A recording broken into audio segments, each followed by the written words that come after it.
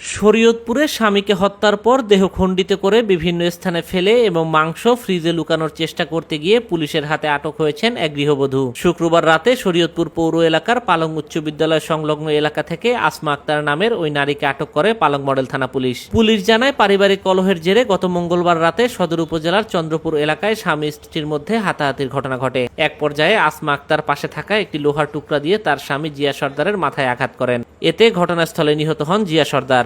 ঘটনার পরপরই আসমা আক্তার মরদেহ গোপন করার উদ্দেশ্যে নৃশংসভাবে স্বামীর দেহ খণ্ডিত করেন। এ সময় তিনি ছুরি দিয়ে হাত, পা এবং শরীরের অংশ আলাদা করেন। পরবর্তীতে হাত, পা একটি বস্তায় ভরে নড়িয়া উপজেলার নদীর পাড়ে ফেলে দেন এবং মাথাসহ শরীরের অন্যান্য অংশ সদর উপজেলার আটক বৃক্ষতলা এলাকার একটি পুকুর পাড়ে ফেলে আসেন। সবশেষ দেহের মাংস আলাদা করে আরেকটি বস্তায় ভরে তা পালং উচ্চ বিদ্যালয় সংলগ্ন একটি বাড়ির ফ্রিজে রাখার চেষ্টা করেন তিনি। এ সময় বাড়ির লোকজনের সন্দেহ হলে তারা জাতীয় জরুরি সেবা নম্বর 999-এ কল করেন। পরে খবর পেয়ে পুলিশ ঘটনাস্থলে পৌঁছে আসমা আক্তারকে আটক করেন। পরে তার দেওয়া তথ্যের ভিত্তিতে আটক বৃক্ষতলা এলাকার একটি পুকুর পাড় থেকে বস্তাবন্দি মরদেহের বাকি অংশ উদ্ধার করা হয়। এর আগে বিকেলে নড়িয়া উপজেলার মুলফতগঞ্জ এলাকার নদীর পাড় থেকে দুটি হাত ও দুটি পা উদ্ধার করে পুলিশ। প্রাথমিক জিজ্ঞাসাবাদে আসমা আক্তার স্বামীকে হত্যার কথা স্বীকার করেছেন।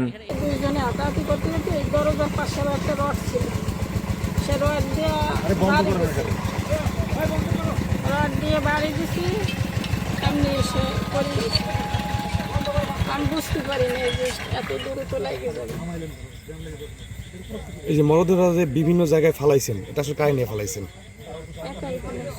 বডিগুলো টুকরা করছেন কিভাবে? চাকু দিয়ে।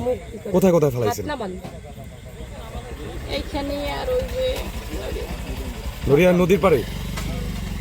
এই ঘটনায় পরবর্তী আইনগত ব্যবস্থা প্রক্রিয়াধীন রয়েছে বলে জানান পালং মডেল থানা পুলিশ। তাদের মধ্যে পারিবারিক কলহতে গত মঙ্গলবার রাতে 12 তারিখ রাতে দুজনের মধ্যে ঝগড়া হয়। ঝগড়ার এক পর্যায়ে সে তাকে রড দিয়ে মাথায় আঘাত করে সে পড়ে যায়। পড়ে যাওয়ার পরে সে মারা যায়। বুঝতে পারে সে সারা রাত ছিল। সকালে ওইটা তার দুটা হাত দুটা পা কাটে আলাদা করে ফেলে। পরবর্তী এক পর্যায়ে সে তার নিজের বুদ্ধিতে তার বক্তব্য যেটা, সে বাসায় একটা ড্রাম ছিল, ড্রামের মধ্যে তার শরীরে পুরা মাংসগুলা নিয়ে নিছে, মানুষের আতজুরি সহ সবগুলা ড্রামে নিছে। তো এটা যখন গন্ধ ছুটছে এলাকায় বা পার্শ্ববর্তী আরো নাকি বাড়াটি আছে, ওই গন্ধ ছোটার পরে আজকে সে অটো করে নিয়ে আসছে শরীয়তপুর শহরের এখানে। আইসা তার যে পূর্বে এখানে বাড়া ছিল এই এলাকাটা সে চিনে, তার বাড়ি হলো পিরোজপুর। তো সে এইখানে আইসা এইখানে একটা এই যে নির্জম জায়গা, এখানে আপনার অনেক ডিস্টেন্স, বাড়িঘর নাই, রাস্তার পাশে এটা বলা যায় আর কি দিঘির পাশে ওই রাস্তার পাশে সেই বস্তার মধ্যে তার লাশটা ফালাই গেছে।